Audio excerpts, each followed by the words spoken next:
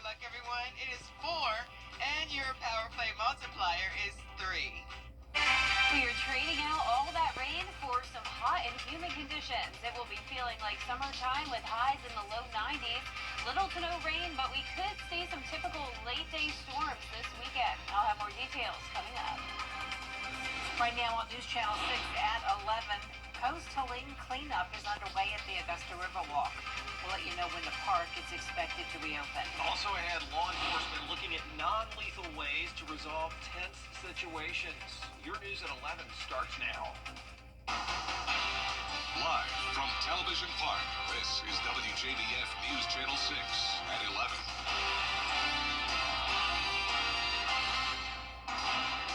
Good evening, everyone. I'm Jenny Montgomery. I'm Brad Means. We do thank you for joining us as coverage you can count on begins with the Augusta Riverwalk, now closed for a little bit to allow crews to clean up after the hurricane. Hannah McDonald has more. The cleanup is expected to take 2 weeks due to large items like tree stumps, large limbs, and root balls along the Riverwalk.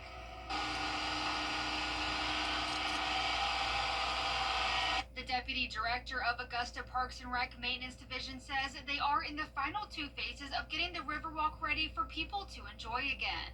Today started the first phase. That'll be the 14th through the 20th. Then we'll be back on the 23rd through the 26th, finishing up the second phase, where we'll finalize getting all of the stuff from the 5th Street Bridge Marina area all the way down to 13th Street. Getting all that stuff accessible and out of the way. Williams told me the public has never been in any danger at the Riverwalk prior to the cleanup. We also asked about updates on Oglethorpe Park that has been closed since Helene. We've already been in contact with our vendors to try to get that equipment replaced, but I don't have a time frame on that yet, but we have to be able to get a total assessment to see what has actually been damaged that was under the rubble that we couldn't get to. He said they will also be in talks with the director and administrator about the replanting of trees in the park and other areas. Williams says the community has been wonderful during this process and they are excited to finally open full time. We appreciate all the patience from the citizens in working with us in our parks, throughout the cemeteries and all. This cleanup has been a process, and it's been something that I know my crew is ready to get back to a normal schedule. The Saturday market will be open and operate its normal hours during this closure. In Augusta, Hannah McDonald, WJBF News Channel 6. It is time now for our first check of the weather. Here's Chief Meteorologist Jenna Petranci. Well, it was a mostly dry day, and it's still mostly dry, but we do have a few stray showers here on Live Viper 6. You can see all north of I-20 is bone dry, but to the south of the interstate and in Aiken County near Burnett Town, we do have that one light shower, and then further into Aiken County down towards Jackson, some light rain as well. Peppered about here on the southeastern side of Burke County near Girard and Sardis, and then that rain extends down into Jenkins and Screven as well. Nothing significant about this rain, nothing to worry about, just those spotty showers. And we did have that one shower come through SRP Park around 30 minutes ago. This is our Terry Lambert Hyundai Skyview cam over there. Our almanac for Augusta Busch Field shows a low of 64 today, a summer-like start to the day, and then a high of 86, bringing us back on track with our average. No rain reported on Augusta Busch Field. And as for those temperatures, we are still hanging on to the 70s, even at the 11 o'clock hour. 75 in Allendale, 73 in McCormick, 73 in Louisville, Aiken at 74, 75 in Wrightsville. So very consistent tonight. And dew points are in the mid to upper 60s for everyone. Still a lot of moisture around despite that low pressure system that brought us all the rain, finally exiting up towards the northeast. Now we have this warm front to the west of us. This is going to continue to bring us some warmer temperatures over the next few days. You can see for tomorrow morning we'll be in those mid to upper 60s, mostly clear skies. And looking ahead here, you can see those temperatures are on the rise. 93 will be your high on Friday, a very high heat index with it. Saturday will be mostly dry for any outdoor plans, but we can't rule out some typical late day storms. I'll have a look at that Futurecast coming up, and back to you. Jenna, thank you. Augusta has a decision to make on garbage service. The city's offering recycling in name only. Since the hurricane, haulers have been picking up household trash and recycling in one truck and then taking it all to the dump. Commissioner Catherine Smith Rice says she's tired of what she calls the charade, saying the city needs a new program. My constituents in District 3 have, several of them have emailed me, text messaged me, saying that here we are, we're still recycling. Are they picking up recycling? And I'm like, no, we have not been picking up recycling. And you know, that's hard to tell them that because here they are still recycling. The engineering director told commissioners a new garbage contract will be presented in 2 weeks with a recycling option. However, commissioners will need to decide if they want the city to continue to offer it or have residents contract separately with their hauler. A local hospital talking about big plans for the future. Doctors is investing more than $150 million to meet the healthcare needs of this growing community, talking about projects ranging from a freestanding ER in Evans, expanding 2 hospital towers at the main campus, upgrading equipment, and a lot more. We want to make sure that we continue to meet the healthcare needs of our community, and we know as the population in the CSRA continues to grow, we want to make sure that we're able to grow with our community and serve our patients' needs. That new ER is expected to open next year, or maybe later this year. The Richmond County Sheriff's Office is looking at ways to resolve conflicts before they turn deadly. They joined other law enforcement agencies this morning for a training demonstration. They got to see products from Pepperball, a company that makes non-lethal weapons for law enforcement. The sheriff says it's an option they're looking into as his deputies are encountering more people with mental illness. They really don't fully understand what they're doing because they don't have the mental capacity to process what's actually going on. And so this is one of the ways we can still accomplish our goal of bringing some sense of normalcy to the situation. You'll find the technology from Pepperball at more than 5,000 law enforcement agencies across the country, including here in Georgia at the Cobb County Sheriff's Office. Well, after years of back and forth between Planned Parenthood and the state of South Carolina, the highest court making it official. Abortions after 6 weeks are illegal. Caroline Yaffa has the latest. The state's decision came after a long legal battle over the state's fetal heartbeat law, but it is now set in stone that in South Carolina, you are not allowed to get an abortion after 6 weeks of pregnancy.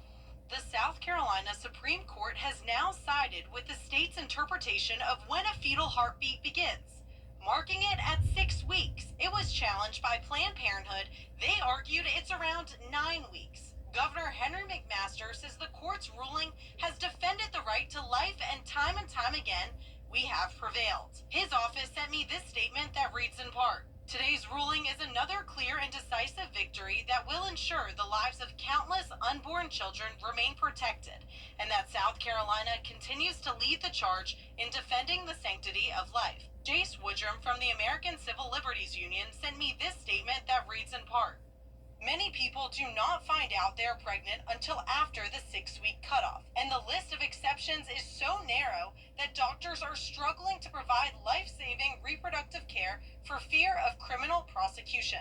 There is still a bill in the State House that would ban abortion completely, except for emergencies." In Columbia, Caroline Yaffa, WJBF News Channel 6. The clerk of court who handled the Alec Murdaugh trial is now facing charges. Coming up, helping the homeless. Details on what items you can donate to Compass will make after Jenna's forecast. And in the forecast, we're going to be talking about summer-like warmth with highs well above average. Little to no rain in the forecast for now, but I will have a look at your futurecast showing the possibility of some isolated showers this weekend. Stay with us for your forecast after this break. The reviews are in, and guess what? Buying easy. 9 to 5 in the rear view, and now happy hour has arrived. Let's lead this man to his $6 Popeyes Big Box. That's worth crunch balance. Love that chicken from Popeyes. The Live 5 for 6 Skyview Network, sponsored by Terry Lambert Hyundai. Now, your most accurate forecast. forecast with WJBF Live Viper 6. Welcome back. It's a mostly dry night, but once again on Live Viper 6, you can see just all of a sudden we had a few of these spotty showers develop from Richmond County down to Screven County. All very light rain. You can see the south side of Aiken County is seeing a couple drops here and there, and then also near Girard and Sardis, but the majority of the rain is now in Screven County. A lot of that over downtown Sylvania right now. You can see those flood warnings as well in some of our counties. That's for the river levels now getting above the flood stage. So anywhere that you're seeing this yellow dot, that means where we have a few issues with flooding along the rivers because of all the significant rainfall we had over the past few days. As for our Terry Lambert Hyundai Skyview cam, nice and dry here. It's also mostly clear. 75 degrees with a southwest wind of 6 miles per hour. Dew points are in the middle 60s. And around the CSRA, you can see a low to mid 70s for our temperatures still. Very warm at the 11 o'clock hour. And across the southeast, we have a few clouds here and there, but most of us are dry. We have the last of the rain from the low pressure system impacting parts of North Carolina and Virginia. A warm front is to our north. So behind this warm front, we have a south wind, and that will continue to bring us some warmth and humidity over the next several days to come. So tomorrow's forecast looks good. We're starting out in the middle 60s, mostly sunny skies throughout the day. For once, not expecting a single drop of rain. 89 degrees in the afternoon. Now, on average, our first 90-degree day of the year happens on April 27th. We actually have not hit 90 degrees yet, believe it or not. We've had a lot of days very close in the upper 80s, but it took a while last year as well. It took all the way until the end of May for us to hit 90 degrees, but I'm expecting it to happen on Friday, and not just 90, but 93 will be your forecasted high, and when you factor in dew points in the upper 60s, it will be feeling more like 97, and some CSRA towns could easily hit 100 degrees during the peak heating of the afternoon. Then as we go into the weekend, it's staying hot and humid with low chances of rain, just a 20% chance as of now. Notice the total rainfall to date at 4.39 inches at Augusta Busch Field. That is plenty for the month of May. Typically, we finish off the month with 3 inches. We're already well ahead of that. In our futurecast showing dry weather on Friday night, great for any outdoor plans. We will have this approaching cold front though, and this will bring us the possibility of some isolated showers and storms on Saturday evening, so just keep that in mind if you're out and about enjoying the warmth. If you hear thunder, head indoors. Then as we go into Sunday morning, a dry start, but this front will stall out over the area, and that'll bring us some chances of rain as well throughout the day on Sunday. Nothing significant as of now. Once again, just keeping those chances at 20%. Mid-60s for lows tonight, and tomorrow we will be in the mid to upper 80s. Your 10-day forecast is showing the high heat index on Friday. That will be the hottest day of the week. Staying hot next Tuesday as well, low 90s to start next week, and then another 20 to 30% chance of rain by the middle of the week. Now back to you. WJBF and our Giving Your Best partners are collecting items for Compass for Hope, a community-based organization that helps the homeless in the CSRA. They provide toiletries to help maintain hygiene and the opportunity to wash dirty clothing. Items being collected include travel-sized toiletries, men's clothing, socks, hats, belts, sunscreen, chapstick, and water bottles. Drop it all off Monday through Friday, 9 to 5 here at Television Park through May 26th. Still ahead, President Trump in Qatar today on day 2 of his trip to the Middle East. Details on his meeting with the Syrian president as coverage of the calendar continues. But first, the winning numbers from tonight's South Carolina Lottery, pick 3, 172. And your pick 4 winning numbers tonight, 8021, Fireball 3. Now at Hardee's, Coming up, major high school basketball coaching news in the CSRA. A couple of coaches making the move to Grovetown High School in sports. At the SPCA.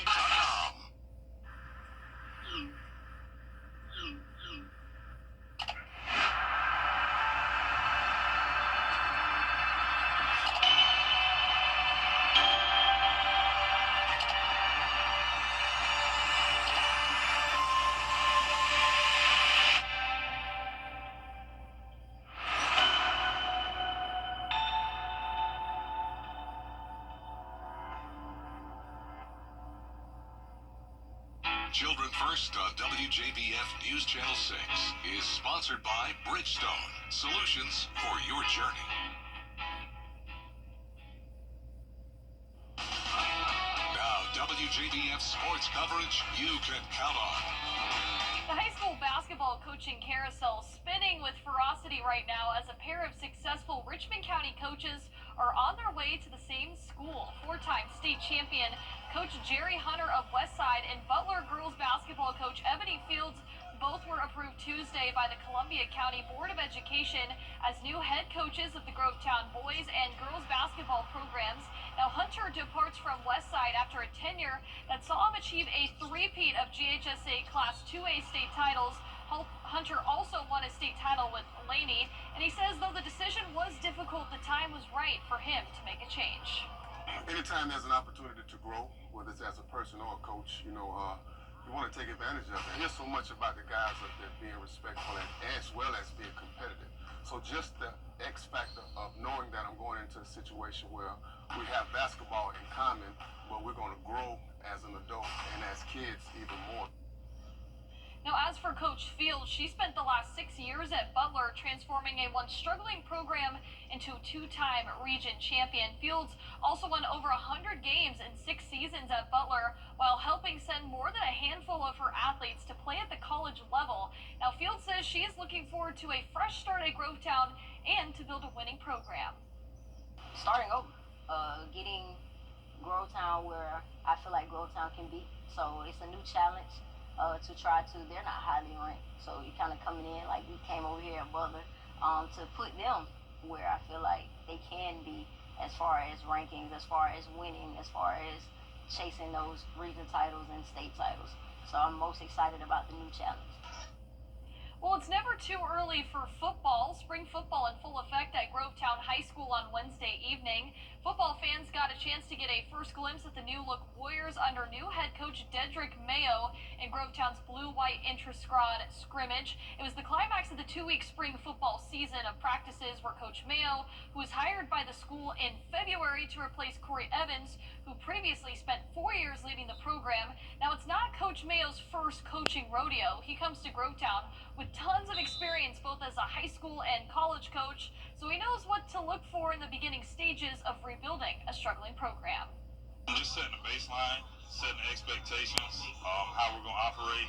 How you do anything is how you do everything. So want to establish a disciplined culture, do things right all the time. How you behave in the classroom and in the hallways and in the community, it translates to the field on Friday night. So I think we're doing a good job setting that baseline, get some of these young guys out here running around making plays. Now, the Lakeside girls tennis team squared off against Roswell in the Final Four of the GHSA state tournament. The Panthers, though, they are state championship bound in the 5A girls tennis bracket. The Lady Panthers swept through the round of 32, Sweet 16, and Elite 8. They'll face off now against Milton in the championship, looking to win their first state title since 2013. The date and time, though, still to be announced. Now, for the first time in 8 years, the Augusta men's golf team headed back to the NCAA championship. The Jags finished in 5th place in the Tallahassee Regional. The team shot 2 under par in the final day and 3 under for the tournament. The NCAA championship will be held May 23rd through the 28th in Carlsbad, California. They'll be one of 30 teams competing in the field. That's it for sports. We'll be right back.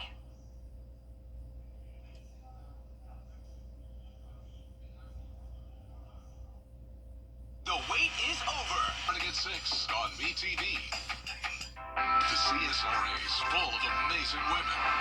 Women who inspire. Women who innovate.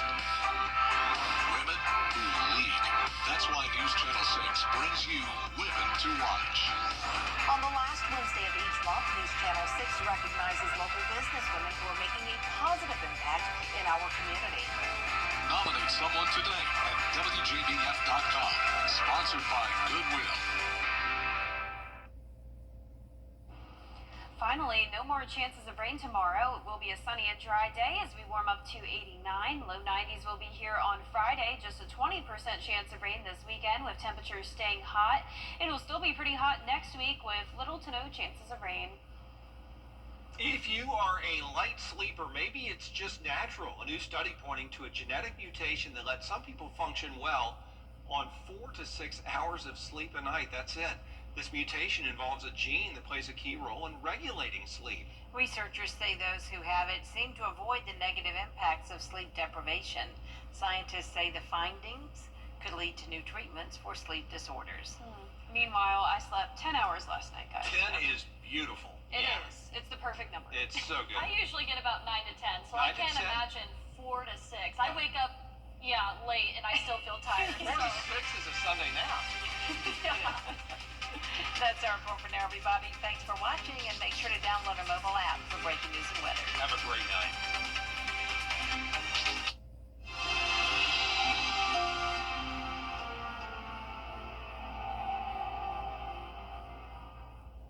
Get Memorial Day savings all month long at Milton Rubin.